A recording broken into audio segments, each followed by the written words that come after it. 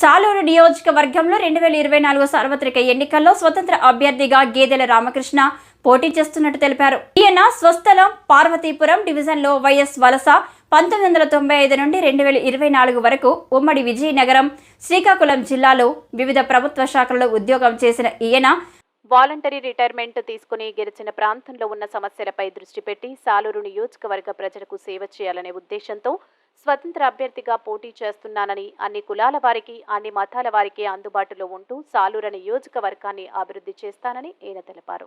అభివృద్ధి నోచుకోకుండా చాలా ఉన్నాయి. ఎక్కువగా సిటీకి దగ్గరలో ఉన్నటువంటి కొన్ని మా గదప గ్రామాలు గిరిజన ఈ గదప కమ్యూనిటీ వాళ్ళైతే ఎక్కడ వేసిన గొంగలు అక్కడలాగే ఉన్నట్టున్నారు.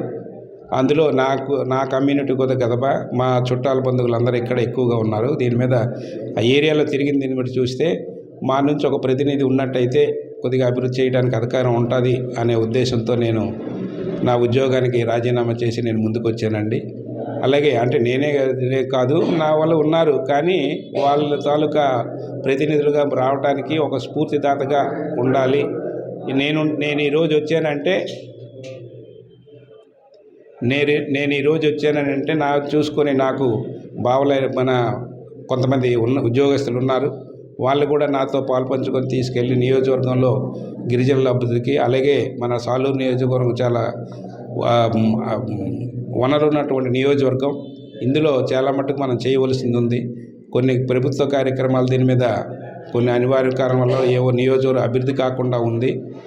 ఏరియా తెలిసిన వ్యక్తిగా ఇక్కడ గిరిజనుల తాలూకా మనోభావాలు, వాళ్ళ తాలూకా ఆర్థిక స్థితిగతులు తెలిసిన వ్యక్తిగా మనమైతే దగ్గరుండి చేయగలము, అందరితో కలిసిమెలిసిగా తిరిగి చేసుకోగలము అనే ఉద్దేశంతో ఈరోజు ఈ స్థిరమైన నిర్ణయం ఇండిపెండెంట్గా కంటెస్ట్ చేసి డెవలప్ చేయడానికి నా వంతు కృషి చేసి నా ప్రజలకి అందరికీ నియోజకవర్గంలో కాపు, కమ్మ, కొప్పల వెల్మ, మిగతా జాతులందరితో పాటు కలిసి పనిచేసి నియోజకవర్గాన్ని అభివృద్ధి పదంలో నడిపించడానికి నా శక్తి వంచన లేకుండా కృషి చేయడానికి అనే ఉద్దేశంతో ఇండిపెండెంట్గా మీ ముందుకు వచ్చి ఈరోజు మీతో నేను జర్నీ చేయాలనుకున్నాను. నా జర్నీని మీ అందరూ కూడా సహాయ సహకారాలు అందించి చేస్తారని చెప్పేసి వినయపూర్వకంగా కోరుచున్నాను.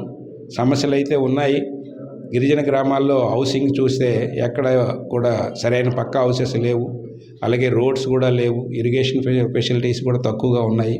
ఇవన్నీ గత ప్రభుత్వాలు చేయలేదని చేశాయి, కానీ పూర్తి స్థాయిలో జరగకపోవడం వల్ల కొంతవరకు అన్ని పెండింగ్లో ఉన్నాయి.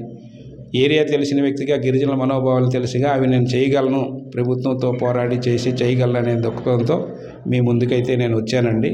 ఇది నా తాలూకా కాన్సెప్టు.